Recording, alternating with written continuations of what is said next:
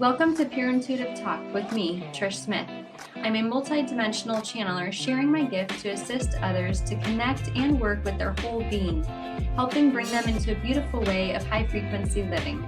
Immerse yourself in an hour of nourishment that feeds your spiritual journey and invites you to embrace your empowered soul.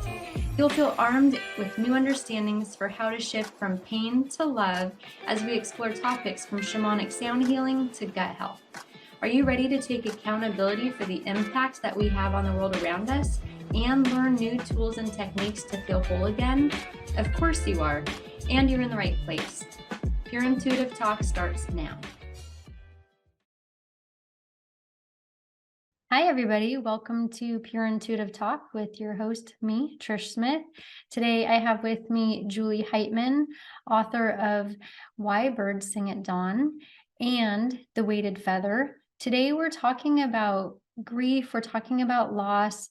We're talking about the dying experience, our experience with caring for the dying, our experiences with grief. And we've got some deep stuff to cover, but also there's so much beauty in the lessons that we've learned with managing our own grief and helping others and supporting them with their grief. And so we just wanted to share some of that, as well as the excitement of her new book. So it's exciting that your book is here because we all get to have access to it and your memoir and the lessons that you've gained and what you have to share with us. But it's also a book about heartbreak and a book about grief. So it's a lot of emotions involved. Yeah. But thank you for being here. Can you tell us about your book? And Absolutely. Yeah, I appreciate you having me on. And this is a really big topic. It's something that touches us all. You know, no one gets out of life alive, and we lose a lot of people along the way. And sometimes we lose people who are still alive, and it still feels like a death to us when those relationships end.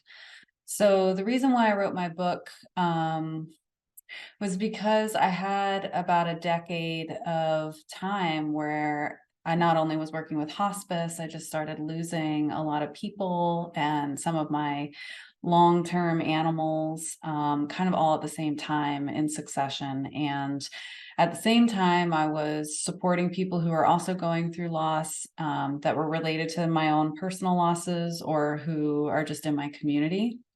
And I found a really natural vibe, you know, within myself to just be able to be present for them and be empathic and really compassionate and understanding to what they were going through. But I also witnessed a lot. I witnessed a lot of how people don't do well with grief. I witnessed a lot about people avoiding, people holding resentment, people going through deep level guilt, people having a lot of other amazing, beautiful views about death and having ceremony and honoring and, you know, being inspired in their own lives to live in a new way or in a way that they always said they were going to, you know, because somebody that they loved had passed.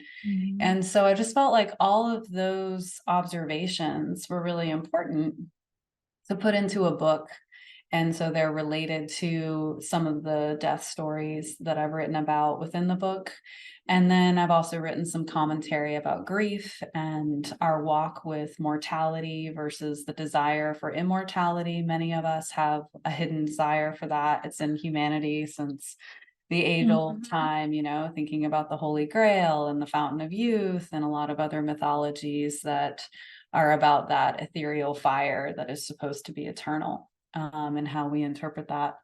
So the book is a little bit more about the actual stories of grief and the ways that they unfolded, some of the major takeaways from that, and then a grander conversation, you know, chapter by chapter about the ways that we carry integrity within ourselves whenever we feel lost or whenever we feel like there's been a big loss in our life that's impacting us. Those wounds go deep and we decide how to carry them. Even if we choose not to face them, we're still carrying them. And they really affect the lives that we create and the stories that we continue to write and the relationships that we share beyond the ones that we've lost. So that's really the bigger premise of the book, and an embodiment of the experience. Well, I personally thoroughly enjoyed reading your book. From a friend's standpoint as well, it gave me more insight into your story. And we all have them, right? So we all have these stories that create how we're thinking in the world, how we're moving through the world, because each loss affects us in a different way. And depending on what kind of loss, sometimes it takes years. There are certain losses that can take some months, and there's losses that take years. And then there's also other losses that take decades, and sometimes we never quite recover from them. But reading your book, it does help someone not feel so alone. Like when I've read it, it's like, okay, it just reminds me that I'm not the only one going through it. And then also having your insight because of the work that you've done, it was nice to recognize that my experiences in caring for the dying, as you know, that's how we had met. Jules was working through, sorry, Julie. I got informal. I go by Jules. Jules was working with hospice at the time, and my aunt was in her dying process. And so I was caring for my aunt while she was dying, and you would come in as a licensed massage therapist, and we're working on her. And so it's a really fascinating connection that we have in that way, because there's something sacred there during that dying process. And so for someone to witness that with you, for your family member, it really creates a bond like no other. So I feel very fortunate to have that and to have you in my life continuing. And I'm grateful that you were there for my aunt and that work that you were doing. So it's such an honor. Yeah. It's such an honor. And I'm really thankful for the bond that we've created beyond the initial experience of how we met. And for you, thank you. Me too. And for you too. I was wondering if you would talk a little bit on working with hospice. You know, I mean, that's an experience in itself. My experience with hospice was, it's just extraordinary. And as you know, I'm a trained death doula, so I also offer grief support in my practice, but I have not worked with hospice, but except for in my own personal experience, having them come and help. But those people, they are angels. One of the things that we used to say whenever I would communicate with other nurses or admin at the hospice organization that I was working with specifically is that, it's a real specific person who's drawn to do this work, because it's usually too hard for most people to face death, even if it's someone they don't know. It's just too hard for them to walk someone across that doorway or that threshold, and there's a lot of humanistic pieces around it that no one wants to deal with as a caregiver, and then there's the spiritual aspect, which is also even harder, especially in our current culture, which we're such a mishmash of beliefs. And there's a lot of non-belief around the spirit realm or anything beyond that, which creates its own crisis at death, about the ending of everything. And so, as a practitioner who worked with hospice, I did massage as well as spirit work and acupuncture. It really just depended on what somebody wanted during that time. And a lot of times body work was more common because you're helping someone connect to their body still. Their spirit is still there. Their mind is still there to some degree, even if they're in and out, in a subdued state. And I think that's one of the most beautiful things that hospice has to offer. There's a story in my book about someone who refused to have hospice. And that was one of the moments that it became really clear how much harder it is on you if you don't plan your death, if you don't actually acknowledge when you have time and it's not a tragic event that's immediate, when you actually have time to say, these are the things that I want, these are the things that I don't want. It's important to help the others who are going to be taking care of you put things in place so it's easier on everyone. It's either easier on you, it's easier on those who love you and are caregiving for you. And even if the ones that are in your family or your partner aren't directly caregiving for you, they've hired someone to do that, because maybe they don't feel they can fill that role. It's still easier on them. It's easier on them to find the pathways to who they need to talk to get what they need done, because you've already set a lot of that up. So I recommend doing some research on that. I think that there is a lot to be said for, even if you don't think your death is right around the corner, having a will in place, having a very clear final death conversation with yourself of what that might look like. Do you want a funeral? Do you want cremation? All of those things. So back to hospice, my point in saying all of that is because hospice is a part of what prepares someone to pass in the easiest, most graceful way. Sometimes the hospitals really aren't the place you want to go. You want to go home. You want to feel like you're in your own sanctuary in order to be released from this world. And so hospice gives you that opportunity, and hospice will come to a hospital as well. But either way, they're offering the opportunity for you to acknowledge that you are dying, that your death is imminent, and that you want to go in a graceful way. And that is one of the biggest things about hospice that most people really find deep appreciation in.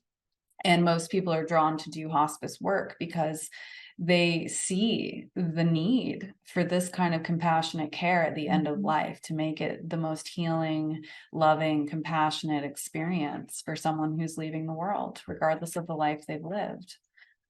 So yeah, for me, it was really awesome to meet a lot of the other individuals who really work behind the scenes to get people the care they need during that really sacred time of life. Yeah, what an amazing experience to be a part of. Mm-hmm. And yeah, I've never met more compassionate people. Mm-hmm. And I was so grateful for the hospice nurses teaching me and training me along the way. And they were so patient and gave me all the information I needed and helped me to help my aunt as much as I possibly could, because the nurse came for an hour twice a week, and we had a couple more people that would come and give her baths a couple times a week. But other than that, without any experience prior to caring for the dying, besides my own commitment to honoring my aunt's wishes, they walked me through it, and I was able to do everything that I needed to do with their assistance, with their guidance. And also too, I appreciate you expressing how important it is to have those advanced directives and to have your wishes in order.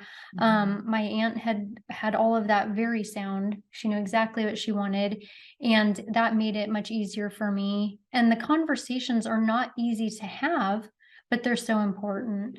Yeah. And we'll have to get going to a break here in a moment. Okay. So we'll let everybody go to break. Thank you for listening to Pure Intuitive Talk on Transformation Talk Radio. Stay tuned and we'll be back.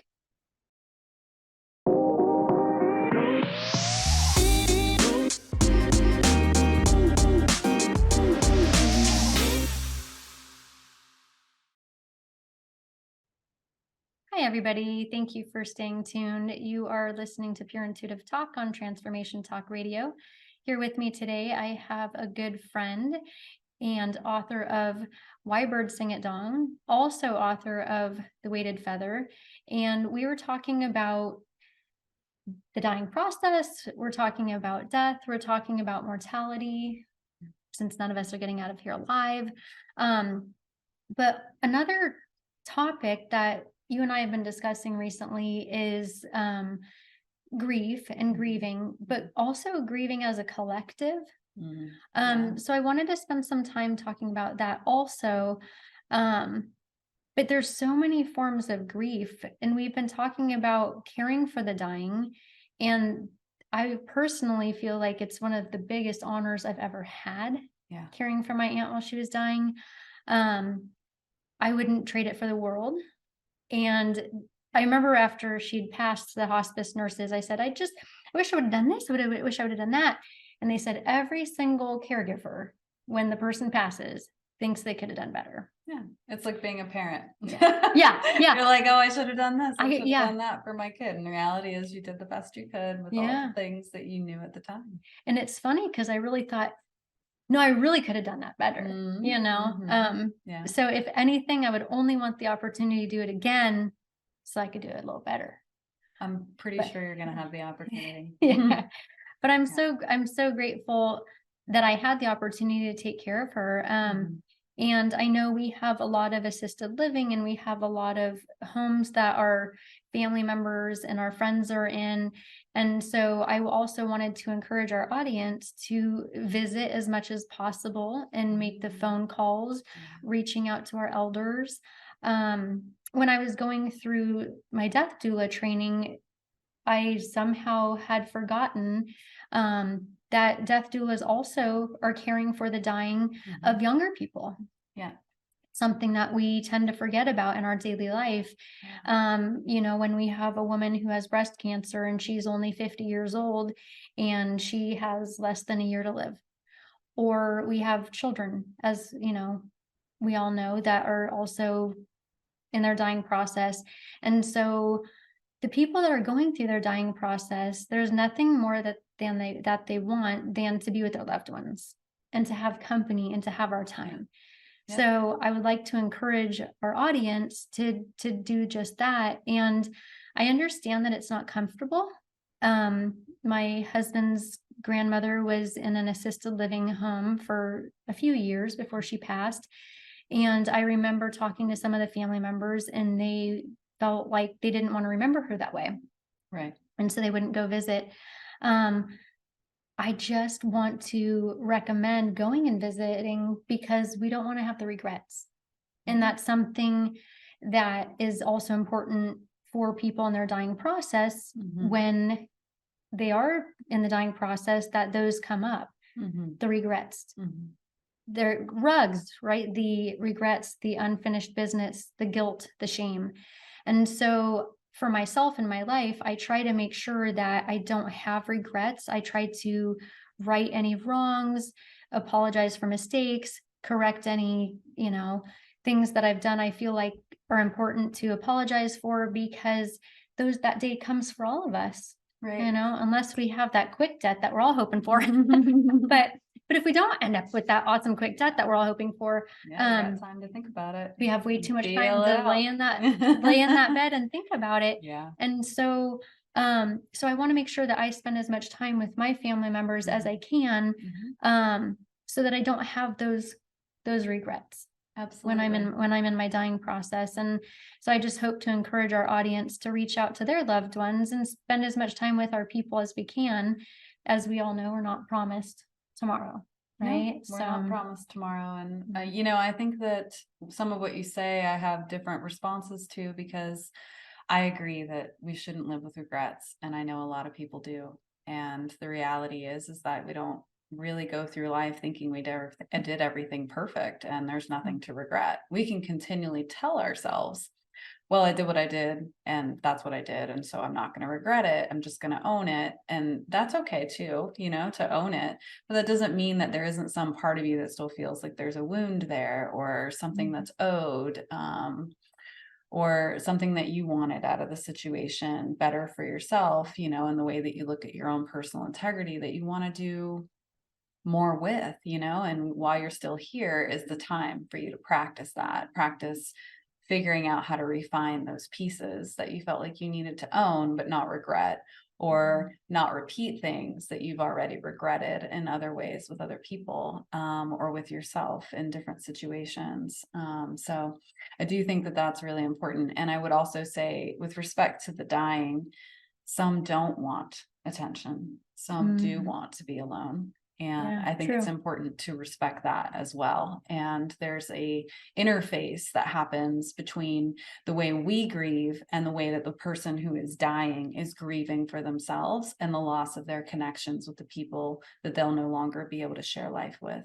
And so there has to be some sort of compromise, some sort of loving awareness that we offer to what their needs are, number one, because they're the one who is dying. And then what we also feel like we need to address for ourselves. And sometimes they're willing to meet us halfway, you know, and sometimes they're not. There are definitely those unfinished business scenarios quite frequently, even in those who have time to think about it, feel about it, and decide whether they ever want to say anything to the other person. And having the courage to have that conversation is so important, because after the time is gone, there's no more time to have the conversation to learn. Do you want more of my time? Do you want less of my time? What can I do for you? How can I serve you during your dying process? Well, and what you're doing is exactly what I was getting to, is like, remember to ask questions. You know, it's really easy to make an experience all about us whenever we get emotional, and emotions can really make us blind to a lot of what we need to see. And so when something is happening for someone else and then we're being affected by it, it's really important to ask questions so that we're clear about what's happening for them and what's not happening for them, regardless of what our assumptions are, because of how we are responding to their situation, which is a very common thing. It's easy to project when you're losing your loved one. It's really, so that's a place I found myself projecting quite a bit. It's like, okay, I have to get out of my own head because I don't want to lose the person dying. Right. You know, and nobody does. And but yeah, it's really easy to slip into our own fears and our own desires during someone else's dying process. Yeah. And all the other emotions that come with grief, and the way that we grieve as a collective or as a family or as a relationship, you know, group, however large that group is. I think that, you know, some of the most interesting ways for me to witness the honesty that's come out of people is friend groups. You know, someone in the friend group dies and there's like a deep ceremony that's being held in honor of the person who's passed. And the people who are willing to say the things that they were upset about and the things that they weren't okay with about the person who passed, you know, as a part of the place where they need to have a moment to honor that part of their grief, of that wound, once again, that didn't get healed for them after that person's gone. And so ceremonies or gatherings and memorials and celebrations of life are these places where, yes, we definitely hold up and honor the death that's passed, but we also acknowledge our own pain around whatever is unresolved. And that can be one of the greatest times to get support with other people who knew that person and maybe have a similar story and maybe a different perspective or some piece of advice to offer, or even just a soundboard. You know, sometimes grief is just about being able to say what you need to say. And that's it. No one has to agree with you or validate you. That's not what it's about. It's you having your moment with your emotional experience. And if that's anger and resentment, you need to do something with that. Don't let it rule you, you know? Wouldn't it be nice if people grieved in the same way at the same time in a family? Because what I've witnessed more of is if you have one family member pass and you have a spouse and siblings and, you know, maybe grandchildren or whatnot, it's like you have one person that's angry, another person that's, you know, grieving hard, they're depressed, another person that's in denial. And so all of the ways in which we grieve are now, you know, bumping up against each other when we've all suffered the loss of this one person. So I don't know if we can put that into the works of like, can we all grieve in the same way at the same time? So we're not having to have this conflict with each other in our own family over the loss of, you know, so I think ideals are fun, Trish, right? Yeah. So maybe, I think it's asking a lot of so like much each individual for the individual that but they we have to make space for that. It's like we have to make space for the possibility that when we suffer a loss, that another family member is grieving in a different way, and we don't recognize that they're grieving. Right, because it's very easy to take things out on someone that you care about who's still there when you're upset about something, you know. And this is just because we're emotional creatures, because I feel like the most important thing to speak to is all the change that we've all endured in the last 3 years with the global pandemic. You know, there have been so many emotions, so many layers of experience. And I think that that is one of the biggest things that we should all be learning from in our own emotional field, in our own way that we project onto others what it is that's really going on for us inside. in order to know ourselves better and be able to get what we need, Absolutely. in order to ask for what we need and then And- have others honor it. Absolutely. We have to go to a break now, Mhm. but when we get back, we're going to continue that because it's something that we are all wading through as Yeah. a collective. So Absolutely. thank you for bringing that up. We'll get back in just a few minutes. We're going to break. Thank you for listening to Pure Intuitive Talk on Transformation Talk Radio. I'm your host, Trish Smith, and I'm here with Julie Hightman, and we'll be back in a few minutes.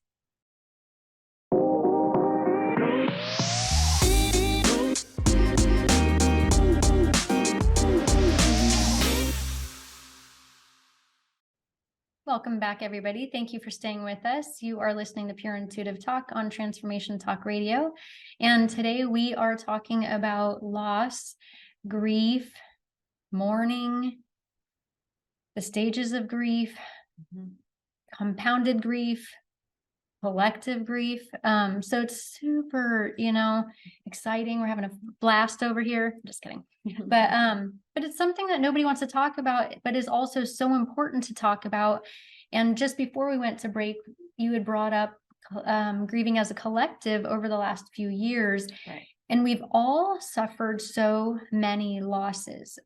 We've lost family members, we've lost friends, we've lost different freedoms, we've lost ways of life.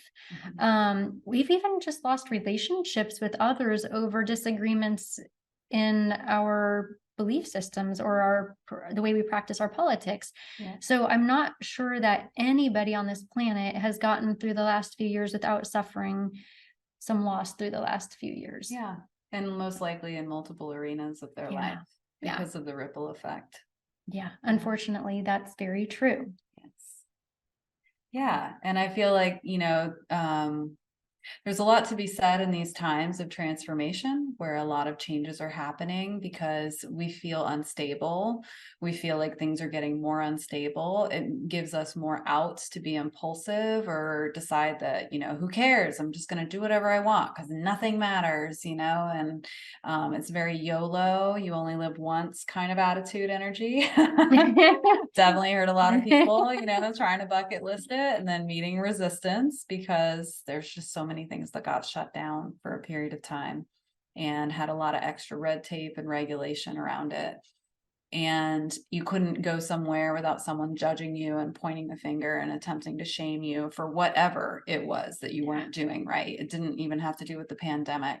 That didn't feel good. Right. There's a lot of stuff about race that's come up. There's a lot of stuff about sexuality that's come up. I mean, our entire culture within this nation, our culture of cultures, so to speak, it's like everybody is saying, I have a voice and I want to be heard and my feelings matter and my values matter and I want them to be acknowledged and I want them to be upheld. And that's a really incredible thing, first off, that it's even happening. And I think that there's so much to be said for the way that we're always dreaming how to do something better and to evolve beyond the system that we're in. But there's so much happening at such a fast rate that there's a lot of unprocessed grief. There's a lot of unprocessed emotion about all of the stages of change that are happening at such a rapid rate. And it's really easy for people to dip into mental breaks and psychosis and substance abuse. And substance abuse is a really big one, right? And I mean, the more subtle ones, right? Like recreational marijuana and alcohol. I mean, a lot of people leaned heavily on that in the pandemic.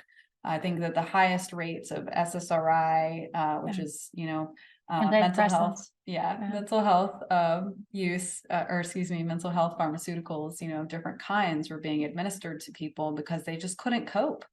And now what are we doing? Like, are they still on them? Do they think they'll ever learn to cope beyond this moment? There's just a lot of challenges right now with us learning how to build new skills in a very different world that's trying to supplant the old. And it's not that the old isn't going to get brought in, I mean, it's similar to those moments when hindsight is 2020, right?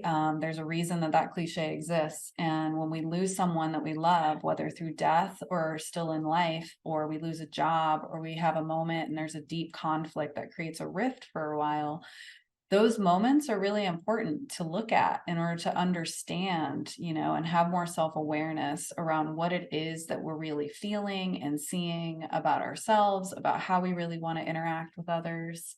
And that in itself is something that is hard to do all in synchrony, like you're not going to feel anger at the same level I'm feeling anger about the same thing. We all have our own life path and our life stories that set us up to have certain triggers or certain responses to when things get hard. And we're always given the opportunities when things get hard in order to refine the way we're responding. And that's really the opportunity. I think it's getting missed. I think a lot of people are shutting down from that opportunity and just saying, I can't, I'm just going to react. And it was unfortunate. I remember a couple of years ago, it's gotten better, but 2 years ago, during the middle of the shutdowns and the pandemic, it was 3 to 5 month waiting lists in the, major metropolitan areas all over our country. I don't know about the rest of the world. And mental health for mental health care. So any mental health care practitioner, it was 3 to 5 months to get in to see it all as a new patient. So I'm hoping also that people are considering going into that field, because there's a need for it, but also that people reach out to one another and remember to support each other. I find that at the core of each one of us, we have the same needs and the same wants. And so if we're capable of overlooking the details that separate us, then we can lean on each other and we can have each other through those hard times. I think clearly all of us as an individual find ourselves gravitating towards certain people and not other people, but that's how we find our way through the world. And so finding our people, finding our own tribe is so important through times like that.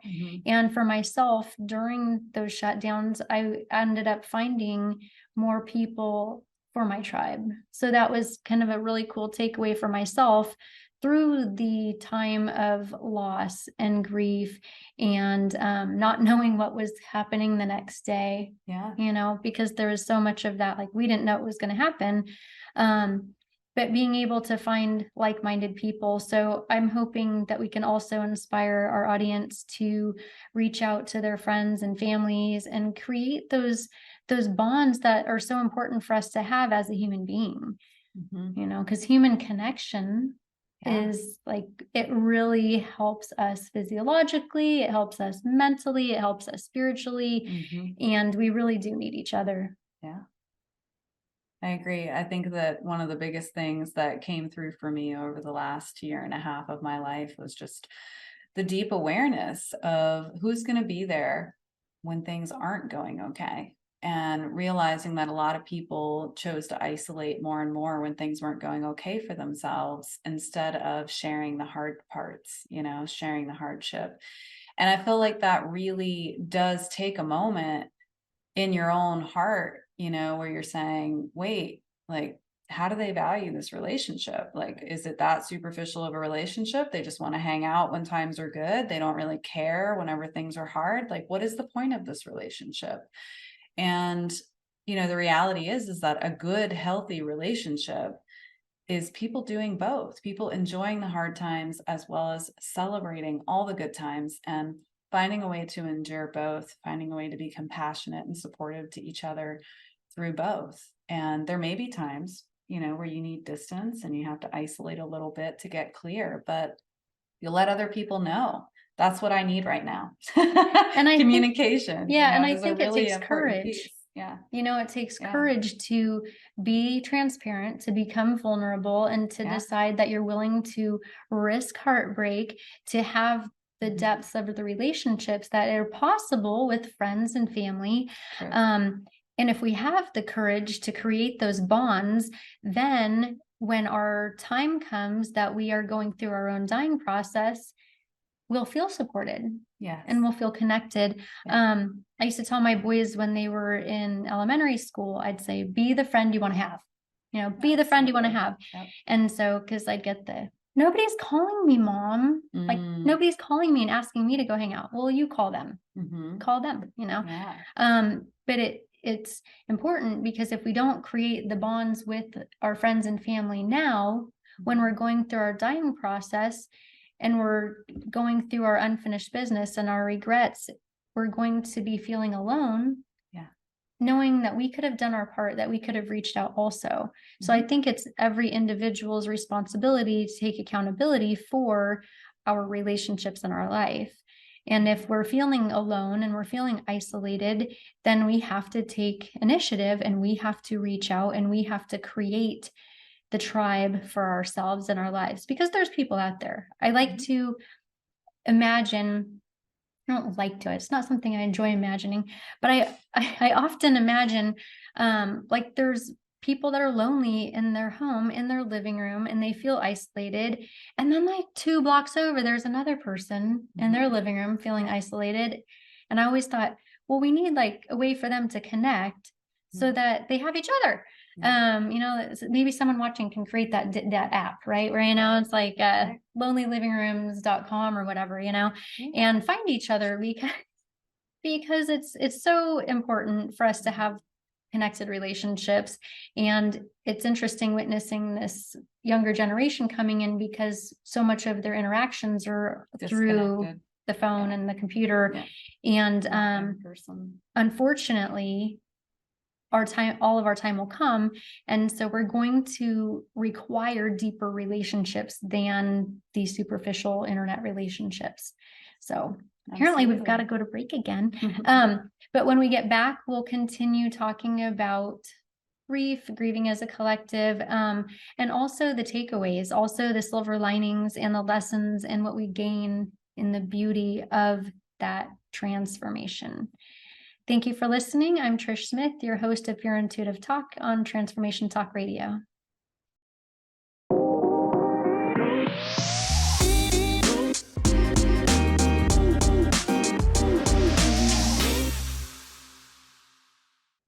Welcome back, everybody. This is Trish Smith, your host of Pure Intuitive Talk on Transformation Talk Radio. I'm here with a good friend of mine, Julie Hightman. We've been discussing your book, Why Birds Sing at Dawn, which is a beautiful memoir, one that I'm grateful to have in my collection of awesome books that I love. And we're also talking about the dying process, and we're talking about the importance of having an advance directive, and we're talking about the importance of building a support system. And we're talking about things that are heavy and they're not easy, and they're not even easy to discuss with others. And but because death is a part of the life cycle, it's one of those things that I have personally found so much beauty in. And I've been able to pull like the treasure out of the losses. And it depends on the loss, but obviously, even like moving, we'd moved out of state. And so I was grieving the life that I left behind. I was grieving a place. I was grieving a life. But you move forward and you find a new way and you learn to live again. And then you get to have those memories to take with you. So there's beauty in these transformations, and there's beauty in the changes and the seasons of our life. Yeah, it's always become very clear to me at the moments of loss how much I really loved whatever it was that I've lost. And the amount of gratitude is what I focus on. I don't focus on the loss and the emptiness and it no longer being present. Yes, that happens. But when we focus on gratitude for all of the things that we shared, we honor why we were in it at all, I mean, usually we don't just want to suffer. Usually there's something about whatever it is that we've experienced, no matter how hard it's felt, that we were getting something out of, even if that was more knowledge for how we do or don't want to be writing our story forward, and that is something that's worth really sitting with and really letting into your heart in order to still allow yourself to be vulnerable whenever things get hard and whenever we go through all the stages of grief, where we bargain for what we want back or we bargain for our own time and whatever we feel like we need to demand from the universe or life to give us. Oh, I've done that. I've done that. Done it all. So there's all those pieces. But when you come back to gratitude and vulnerability, you remember how to be receptive to what life is giving you and what you already have in your life still. And those are the moments that I think are the most redeeming, because it centers you, it grounds you, it keeps you focused on what it is that's still worth living for in yourself. Sometimes we grieve so hard, whatever it is that we lost, we forget to live. And Guilty. yeah, Guilty. yeah. And we go, oh, I can't do this. My heart is so heavy. And if we let the lighthearted experiences that we had with someone really bolster our sense of passion and our inspiration, then it's doing what it always did before and what it can continue to do for you moving forward, as opposed to, oh, I'll never experience that again, or, oh, I can't have these emotions around this memory because it's just too hard to like even think about and have nostalgia for. And yes, it is hard. It's hard. It's a transformative experience when we are transmuting what it is that feels heavy and resistant. But when we get to the silver lining, when we get to the gratitude, when we get to the deep, gooey heart center, and we acknowledge all the love that we have inside of us, we still want to share it with others that are still a part of our life. And that takes time. And for the individual, it takes a different amount of time. Yes. And I think sometimes people compare their grief timeline to another's grief timeline. True. And comparing never usually turns out good for us as individuals. I mean, there's times it's handy, but it's so important to know ourselves. Yeah. And to know when we're ready to move forward. And I find for myself, like I have days, just 2 days ago on Saturday, or a few days ago, I was swept by the waves of grief. I was swept out again, and I grieved, and I honored that, and I cried, and I looked at pictures. And so it's one of those things where we just have to know when it's our time, but we have to be willing to give ourselves our grief. Like, and we all get to have that. If we've suffered loss, nobody gets to tell us when our timeline is and what it looks like, or what we can't tell others, True. And so finding that way, that beautiful down to the heart of it, and the gold that's there underneath it all is something worth looking within for. And so honoring our grief and spending time with our grief and allowing our pain to hurt is how we're going to find that. Am I wrong? That's been my experience. Yeah, no, I agree. I think that in the weakest point, we find our strength. And sometimes in our strongest point, we find our weakness. Yeah. It's just a reality that we go through life like this. And sometimes the peaks are longer than the troughs, and sometimes the troughs are longer than the peaks. And trusting that there will be another peak, is important, and not forgetting that there will be times where we feel less on top of the world and on top of our game and on top of our everything, whatever it means to feel fabulous about life is okay. That's honoring the process of life, the cycles that teach us how to be better humans and how to create better relationships, how to communicate better. And experiencing joy along with grief. I mean, for myself, we were blessed with a grandson a couple of years ago. Yeah. Amidst deep grieving for me. Yeah. So life is just that. It's all of it. And so it's, being able to celebrate with my grandson, and then also being able to sit with my own grief. And so we are multifaceted people, or, beings. And so that's just a part of it.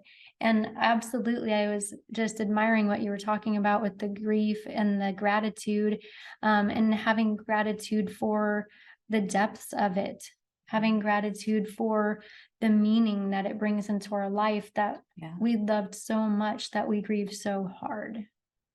And the moment that when you can't find gratitude because you are in the depths of it, that you remember to be curious, that you remember to ask the question, what is this showing me? How is it serving me to feel this, to think this, to be in this state? You know, what would serve me? What would nourish me? That's the perfect question. It Mhm. just came to me. I also wanted to remind everybody, you were talking about ceremonies and rituals Mhm. earlier, Yeah. and there's so much value in that. I myself, after my aunt's passing on the year of her death, yeah, We don't when really she believe in when she death ditched over the here. when she ditched the meat It's suit, like embodiment versus disembodiment. yeah. So when she ditched her meat suit, I celebrate that day by planting a rose bush every year. Yeah. And I personally feel like although we've lost them here, they've gained them there. So that's their birth into the next phase of their spirit's walk. So I know that they're celebrating that day. And so I choose to celebrate that day also by planting a rose bush and crying, and a lot of crying because I like to cry for myself, sad for me, happy for them. So yeah, it's so much, it's overwhelming. Grief is absolutely one of the most overwhelming emotions you can deal with, because the memories of greatness from your relationship flood in, and then next thing you know, you just want them back, and then the next thing you know, you're so sad that you don't have them, and what a roller coaster it is. But to be an emotional human is a really profound thing. You know, the more that we try to compartmentalize our emotions and not feel them, the more we lose our way of being human. You know, there's a lot of layers to trying to control it with the mind. And that does work sometimes, but usually only for a period of time. It's usually not lasting. Yeah. So the emotions, the heart and the mind, they need to be in communication with each other in order to feel like you're really getting the full experience of yourself, of your relationships and life. And so we'll have to get going. Can you tell them your website so they know where to find your book? It's on Amazon also, but go ahead. It is on Amazon. It's also at powellsbooks.com. It's on a couple of other book engine sites for shopping, but you can buy it direct on my website at phasehealing.net. That's F as in frog, A-I-Z as in zebra, healing.net. And thank you everybody for tuning in today.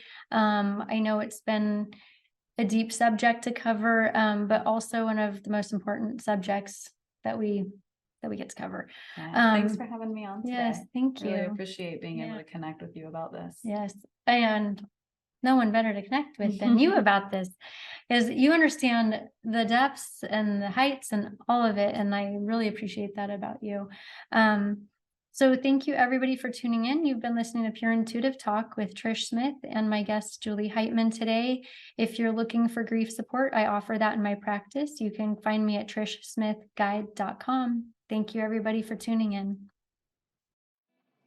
Thank you for listening to Pure Intuitive Talk with me, Trish Smith, your Pure Intuitive Guide. Come back and join us for encouragement to take responsibility and to connect to your whole being. Remember that every moment is the right moment to choose peace, acceptance, and forgiveness. We all have the courage to look deep within, get real with ourselves, and make upgrades to our ways of interacting with the world. It's been my privilege to share this hour with you. For more information about me, go to pureintuitiveguide.com. That's pureintuitiveguide.com. Thanks again, and we will see you here next time on Transformation Talk Radio.